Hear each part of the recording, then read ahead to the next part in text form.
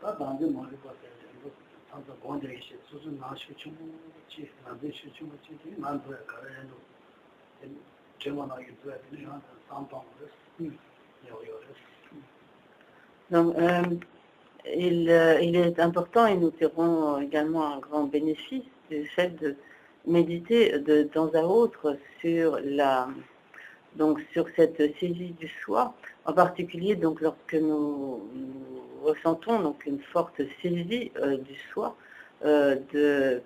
d'analyser, d'observer en nous demandant est-ce que vraiment le moi existe tel que je le saisis, tel que je l'appréhende, et donc il est très important de consacrer de temps à autre des méditations à ces réflexions.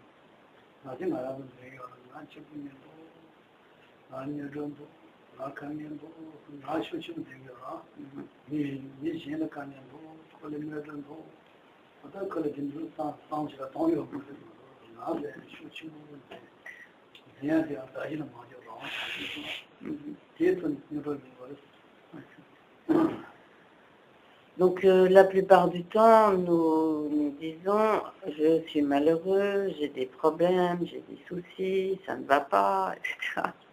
Et donc, au contraire, nous disons parfois aussi je suis content, c'est super, voilà. Et à ce moment-là, donc nous avons continuellement cette saisie d'un jeu très fort. Nous considérons vraiment ce jeu avec force comme quelque chose d'extrêmement précieux. Mais il est bien rare que nous sentions tout autant concernés en pensant qu'un tel ou une telle est malheureux, il a des problèmes, il a des soucis, etc. Généralement, nous accordons beaucoup moins d'importance à cela que à ce qui concerne directement ce moi, ce je. Et donc, il est important de réfléchir vraiment au fait que ce je, ce moi n'existe pas du tout de la manière dont nous le saisissons, dont nous l'appréhendons ainsi donc avec force. Et si nous arrivons à percevoir qu'en fait ce je existe, ce moi existe seulement en interdépendance, en tant qu'une imputation, une désignation d'un nom, une imputation d'un concept sur sa base de désignation, alors finalement tous nos problèmes, tout ce qui nous tourmente continuellement aura beaucoup moins d'importance.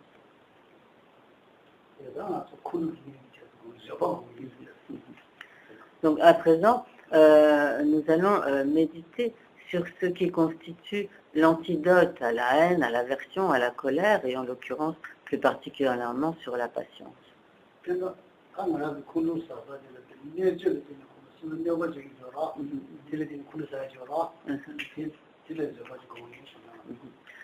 Donc, généralement, nous éprouvons de l'aversion, de la haine, de la colère à l'égard d'une personne, par exemple, qui nous nuit ou qui nous fait du tort.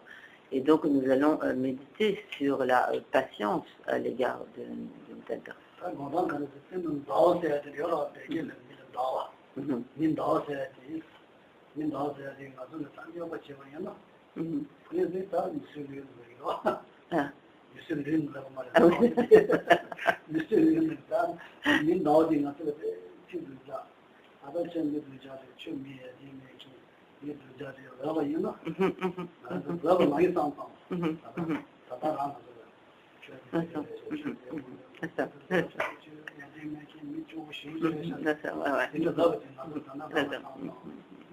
Donc, tout d'abord, imaginons, donc en tibétain, on dit qu'un certain monsieur Dawa, Dawa ça veut dire la lune, alors imaginons qu'un certain monsieur Lune nous critique de manière très acerbe, nous dit vraiment vous ne valez rien, vous ne savez rien, vous êtes un incapable, un incompétent, vous n'avez aucune qualité, etc. Bon, j'en passais des meilleurs. Et donc, imaginons nous dans une telle situation, donc qui généralement donc, imaginons donc pensons que Monsieur Lune nous dit toutes ces choses désagréables.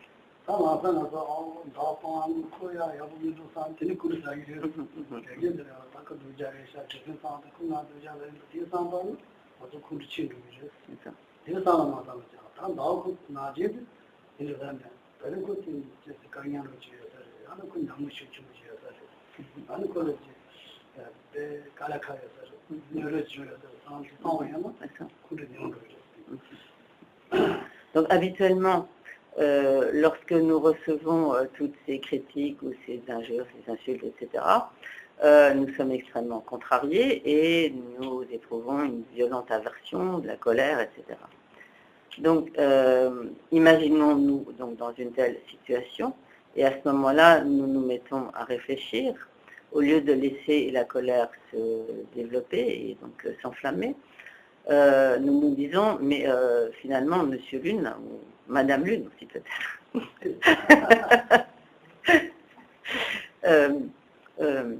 aujourd'hui, elle a des problèmes, elle ne se sent pas bien, elle a des soucis. Finalement, c'est pour cela qu'elle me parle de cette façon-là, ou qu'il me parle de cette façon-là. Et en fait, lui-même, il ou elle est lui-même très malheureux. Finalement, si on me dit tout cela, c'est parce que cette personne est complètement dominée par les facteurs négatifs, par les facteurs perturbateurs de son esprit, et finalement, elle est elle-même très malheureuse. Donc, si nous tournons toutes nos réflexions dans ce sens, alors nous verrons que nous pourrons ne pas nous mettre en colère. Donc nous allons méditer quelques instants de cette manière. Voilà, Monsieur Lune est juste devant nous et puis il nous raconte toutes ces... ou Madame Lune, ou même Monsieur et Madame Lune ensemble. Voilà.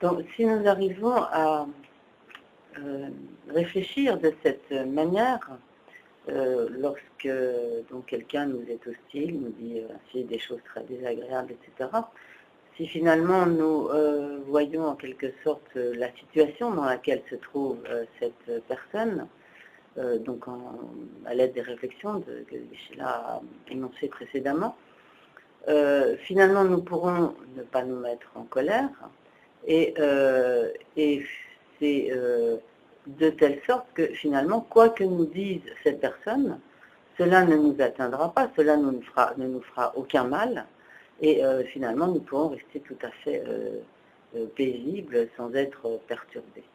Et au contraire, donc si nous ne méditons pas du tout la patience et que en entendant ces propos désagréables, nous réagissons nous-mêmes avec haine, colère, etc., et nous rétorquons de manière identique. À ce moment-là, nous-mêmes, nous serons malheureux, nous souffrirons, nous serons incapables, bien sûr, de pratiquer la patience, et à notre tour, nous nous mettrons en colère, nous serons haineux, etc., et cela nous sera avant tout nuisible.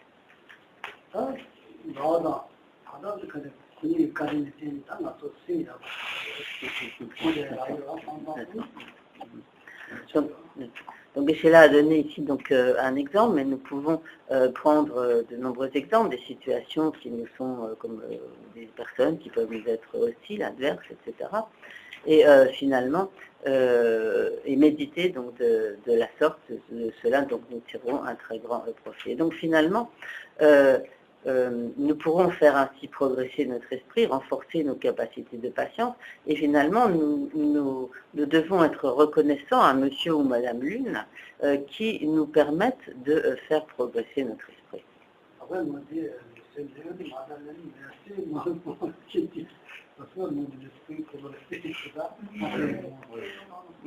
Merci, bon. Mais oui. Oui. C'est vrai, ça. C'est le vrai maître spirituel, monsieur. Oui, monsieur. Et vous parlez de Madame Lune. Moi, j'ai des yeux à la fin. Je ne sais pas, je ne sais pas comment ça peut se voir, je n'ai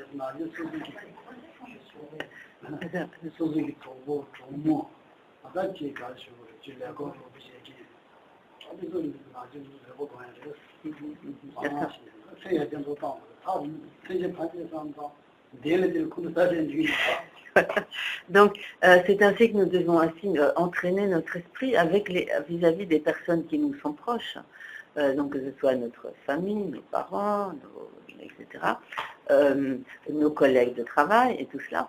Donc, donc il ne suffit pas de se dire comme puissent tous les êtres, etc., et puis finalement ne pas du tout pratiquer vis-à-vis de ceux qui sont directement à côté de nous, et donc voir simplement l'ensemble des êtres en laissant tomber la pratique vis-à-vis de ceux qui nous côtoient directement au quotidien.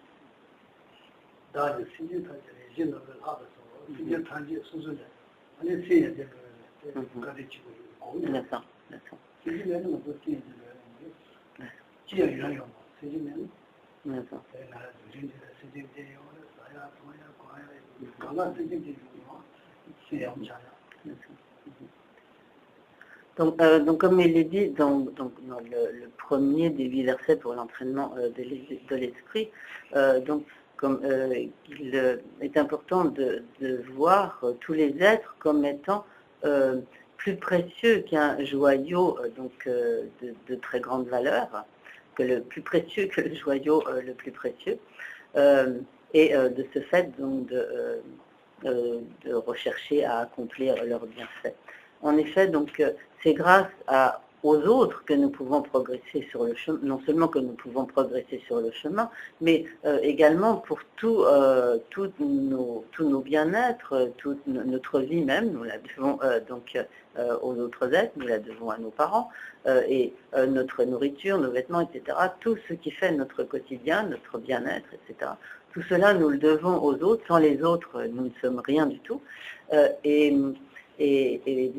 à plus forte raison, donc pour pouvoir progresser sur le chemin, nous avons absolument besoin des autres.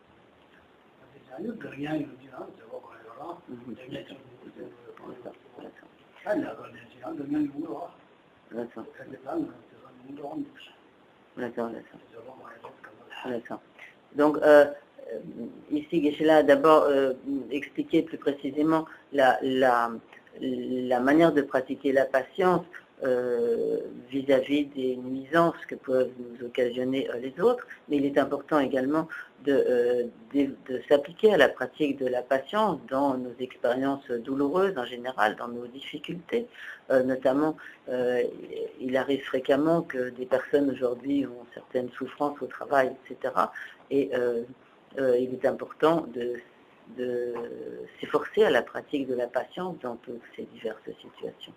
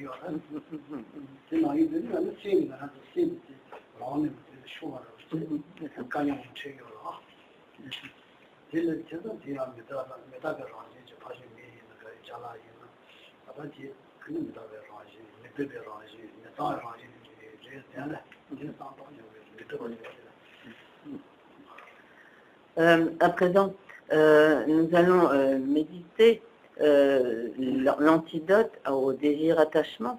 Donc, comme Geshe-la l'a expliqué ce matin, de manière générale, le désir attachement se produit envers nos divers objets sensoriels, donc également donc, envers des individus, donc des personnes, hommes ou femmes, etc.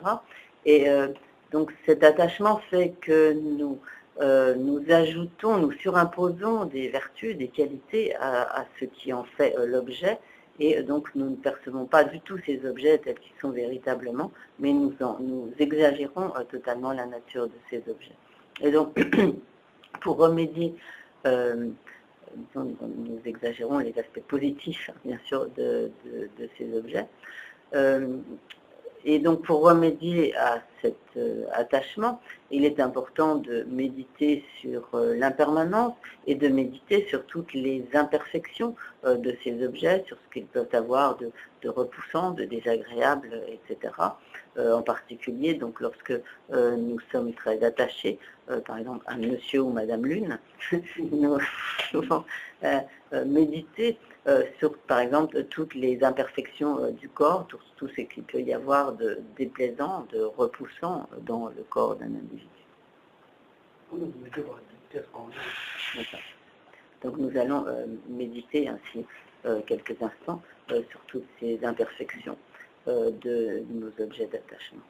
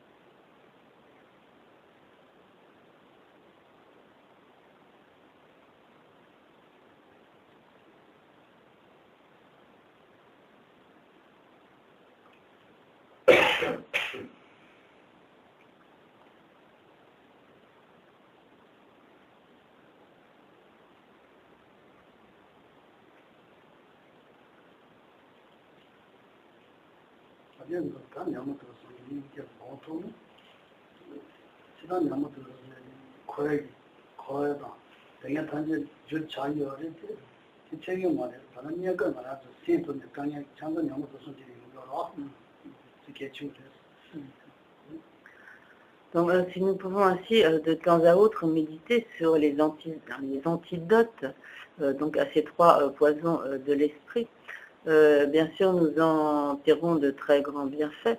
Donc de manière générale, ces trois poisons de l'esprit sont comme à la racine de notre errance dans le cycle des existences et de toutes les souffrances que nous endurons dans le cycle des existences. Mais en outre, si nous mettons en œuvre, donc par nos méditations régulières, donc l'antidote à ces trois poisons, tout naturellement, tout ce qui nous crée au quotidien de très nombreux problèmes sera considérablement réduit, et de ce fait, nous serons beaucoup moins perturbés, soucieux, inquiets, etc. Nous aurons beaucoup moins de problèmes au quotidien. C'est bon? Pas de question? Donc, est-ce que vous avez des questions? Si vous avez des questions, vous pouvez les poser, sinon nous arrêterons là.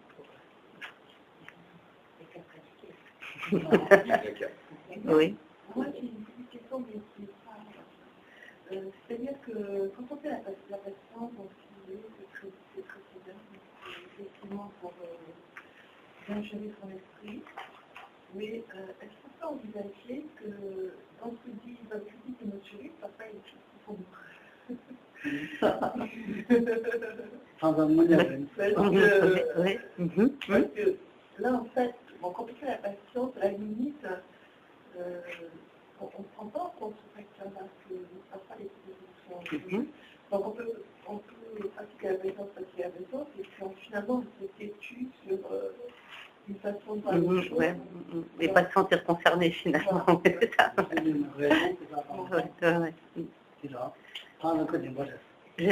ça. Nasuta ko kanya yore kon kandete nyumon ki won ki tende ke chala ki yore te sam samutana ya chisna ta kyun ju ya denba jena ata nyang nya kyun je tende ya samutana te chisna yong ki mare na.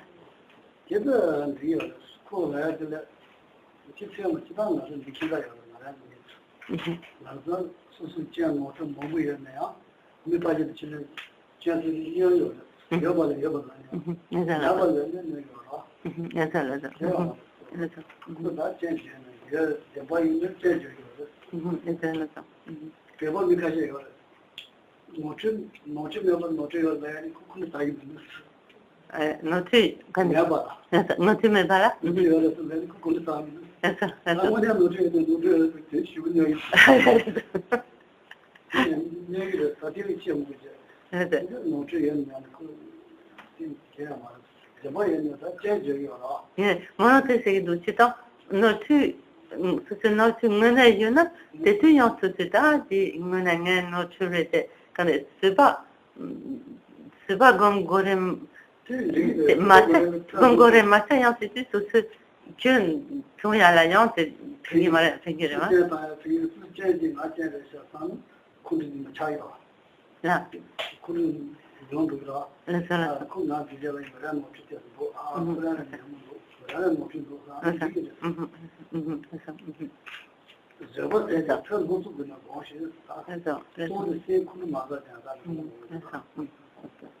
Donc, en fait, lorsque l'on parle de la pratique de la patience, c'est principalement de manière à ne pas réagir avec haine, avec aversion, etc. Mais effectivement, de manière générale, nous sommes vraiment très bizarres, nous avons des comportements très étranges, parce que donc, si l'on nous reproche des défauts que nous n'avons pas, nous nous mettons en colère, mais également, si on nous reproche des défauts que nous avons, nous nous mettons également en colère. Donc, et nous sommes très très fâchés. Donc, en fait, c'est un peu étrange. Donc, effectivement, donc il est important, de toute façon, de pratiquer les patiences, de ne pas se mettre en colère. Et effectivement, si les reproches qui nous sont adressés sont justifiés, à ce moment-là, c'est effectivement, il serait approprié de voir qu'effectivement, je ne me suis pas comportée comme il fallait, donc, et de voir effectivement ses propres erreurs. À ce propos, donc Geshe-la dit que certains Tibétains disent, bon, si l'on me reproche quelque chose, disons, si on me fait un reproche à tort, ou comme un reproche qui n'est pas justifié, je ne me sens pas blessée, mais en revanche, si on me reproche une faute réelle, donc qu'on me fait un reproche justifié, à ce moment-là, je me sens vraiment blessée.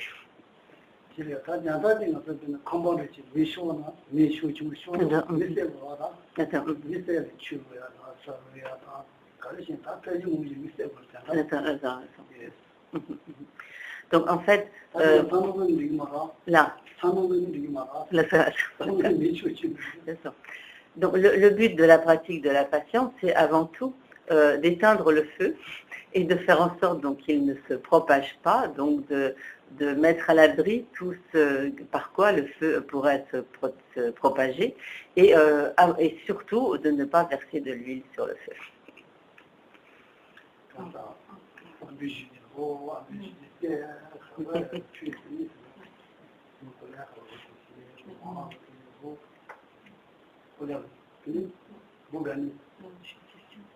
Oui. On est témoin, justement. On n'est pas concerné par, je sais pas, quelque chose de personne qui se fait des reproches comme ça, et qu'on fait juste témoin. Trop, on ne passe parce qu'on peut donner à nous-mêmes de l'empathie ou quoi, mais on ne nous rien demander, donc on les laisse se débrouiller dans ces cas-là. Oui.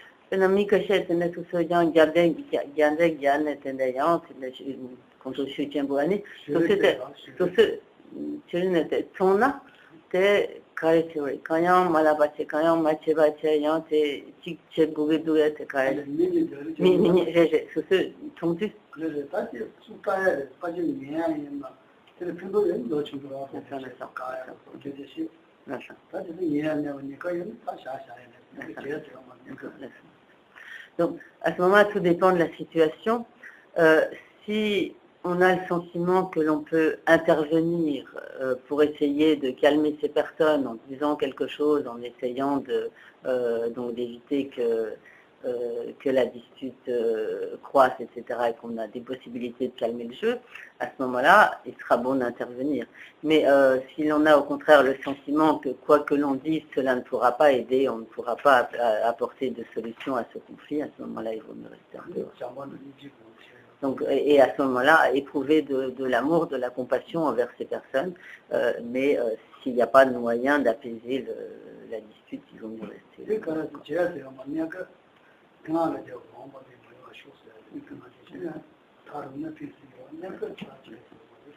Donc, il arrive ainsi certaines situations. Pour l'immédiat, nous ne pouvons rien faire pour intervenir, mais nous pouvons donc éprouver de l'amour, de la compassion et prier pour que, ultérieurement, de telles situations ne se reproduisent pas entre ces personnes et qu'elles puissent avoir des relations apaisées. Donc, même si cela n'a pas un effet immédiat, à terme, cela peut porter ses fruits. La patience peut aussi être l'orgueil. Si on pense qu'on est vraiment supérieur à celui qui nous fait du tort, on peut se dire, bon, de toute façon, je suis tellement supérieur que ça me touche pas. Quand on dit la bave du crapaud n'atteint pas la blanche colombe, c'est un peu ça. Ngaya chenayan si basa gimale malebe tami pena mapo tende ton ko mapo tende ko khare lamne nga tele shida chogi nga tele yaga shida yo ko khare lamne nga kendo tende tete siba ngone male ngaya chi wangchi tende male 어쨌든 나자 나한테 좀 파지 밑에 쪄요 버지 제 거기 가는 분들이 레이저 상담 이제 다 걸로 지내서 그냥 그런 이제 되는 거지 저기요 그 레벨 피요 상담 파지 지든지 상담하고 그래 가면 이제 지든 상담 또 이거 저거 피요 그러면 나가라 d'accord. Alors, il est possible effectivement qu'il y ait d'une certaine manière une certaine forme d'orgueil, mais en même temps, si nous nous disons le pauvre, c'est pas de sa faute, il est dans une triste situation, c'est une pauvre personne, malheureuse, etc. Donc même si nous avons peut-être une forme de condescendance, il se peut néanmoins, il est tout à fait possible que ce soit néanmoins une certaine pratique de la patience, même si cela peut être lié à une certaine forme d'orgueil. Moi je le voyais plus comme une limite de la patience quand on tombait dans l'orgueil. Comme argument.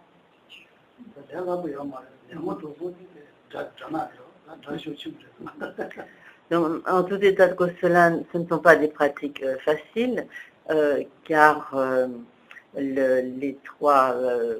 ces trois poisons, ces trois facteurs perturbateurs de l'esprit, qui sont donc ces trois poisons principaux, ce sont en quelque sorte des ennemis coriaces.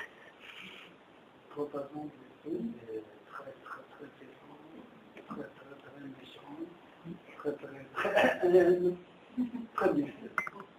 Monter la table de dedans.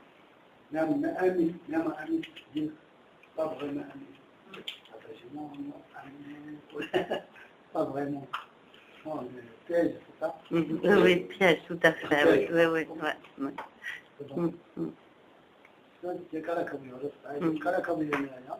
C'est très difficile, mais possible. Un jour, très grand patron, très gentil, très sérieux, très sage. Oui, possible. Pourquoi vous dites ça comme ça? Vous dites ça comme un moment premier. On est un peu de chacun. On est quand ça beaucoup de choses. Un jour, possible. Même dire, oui. Avant, par rapport à avant, maintenant, on peut changer, déjà, c'est bien. Pas changer tout la même chose, on peut travailler plus.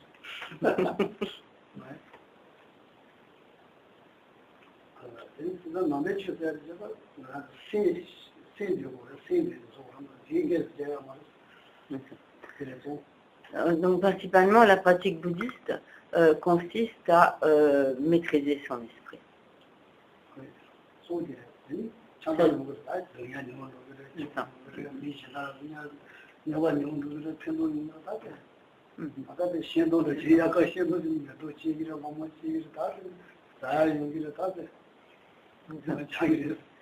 Et donc, si l'on arrive ainsi à discipliner, à maîtriser son esprit, alors tout le reste viendra de surcroît naturellement.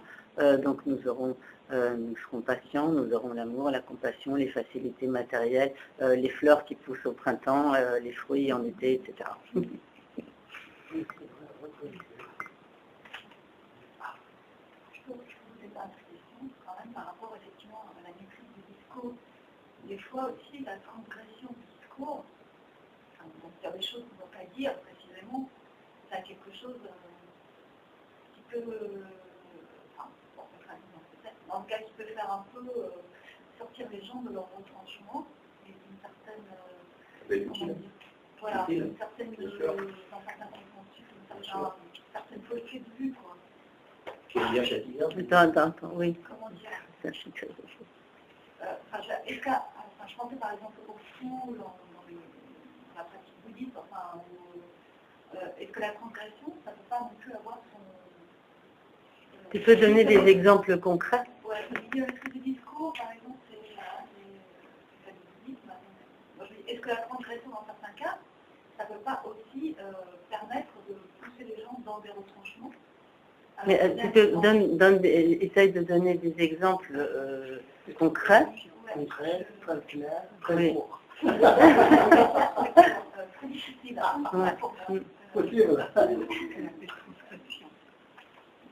Qu'est-ce que tu appelles transgression du discours? C'est-à-dire dire des paroles violentes, par exemple. C'est ça? C'est quoi? Des choses qu'on ne doit pas dire, je sais pas, par exemple, un truc très simple. Oui, c'est ça. On va faire, mettons, dans une entreprise, ils veulent faire un plan social. Oui, ils ne le font pas comme ça. Donc, ils vont dire, par exemple, on va faire une fusion des moyens. Voilà. Mais en réalité, ils font un plan social. Donc, leur dire, non, vous faites un plan social. On est dans la transgression, parce que c'est pas des choses qui se disent, on sait très bien que ça va être compliqué. Oui, mais ouais. Oui, donc là, on parle là, on est dans des règles, je dirais, légales, c'est plus de l'éthique. un peu d'éthique parce que comment dire, ce genre de choses comme ça. Mais ça, c'est des conventions, mais c'est pas forcément dans l'éthique. C'est plus des règles éthiques, enfin, je sais pas. C'est bien dit, on peut dire que c'est bien dit, surtout dans les entreprises. C'est pas, tu vois. Je prends des exemples là parce que c'était plus simple. C'est des paroles dures. Oui, c'est des paroles qui vont être dures, difficiles, mais des fois c'est très utile, ça peut être très utile. Kawa tanda, siksup da, c'est pour la tundo yine. Da, certain que tout siksup la gori mare, yine kavla yan siksup la ya, c'est quand sik jambo mani ba, siksup da lamna yan, kaya yon sigi mare. Je pense que le roi est mis, l'enfant qui dit le roi est mis. Tout le monde le voit habillé. Sik jabo.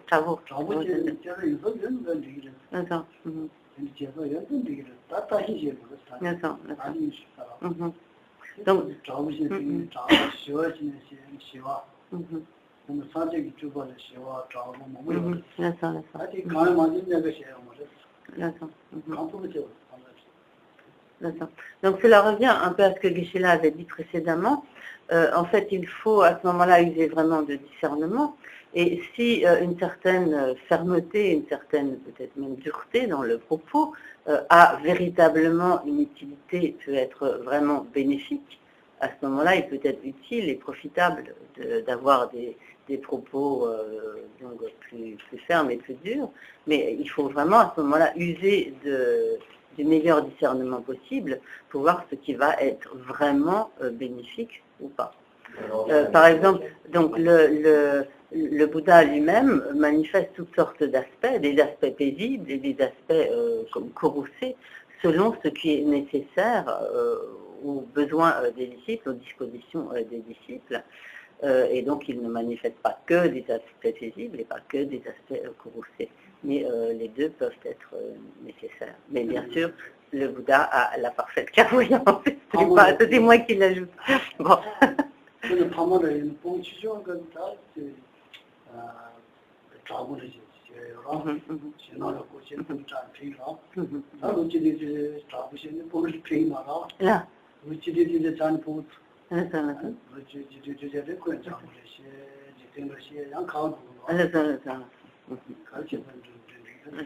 Donc par exemple, dans l'éducation des enfants, les parents, parfois, surtout lorsque les enfants sont petits, assez jeunes, il faut parfois marquer une certaine fermeté, une certaine, jusqu'à ce qu'ils soient vraiment en âge de comprendre certaines choses. Et en fait, cette forme de peut-être de fermeté, parfois un peu de dureté, une fois qu'ils sont plus grands et qu'on peut avoir un dialogue entre individus plus responsables, elle n'a plus vraiment lieu d'être, et à ce moment-là, on peut établir un dialogue beaucoup plus paisible. Oui, on en revient à la motivation, en fait, on en revient à la motivation de ce que l'on dit. Si ta motivation de faire quelque chose est très très dur, mais finalement, c'est juste ta motivation égoïste. A priori, là, il n'a pas raison de faire un mauvais acte. Maintenant, si ta motivation, effectivement, derrière, il y a un truc qui est un peu louche, voilà, c'est autre chose. Ah, mais c'est ça aussi. Ouais, mais il faut quand même le discernement aussi. Clairement. Faut les deux. Faut effectivement, comme dit Gilles, la motivation, c'est capital, mais il faut c'est simple à voir sur les deux motivations. Oui, ouais. Il faut donner la peine. Oui, non, mais c'est vrai. Voilà, dédicace.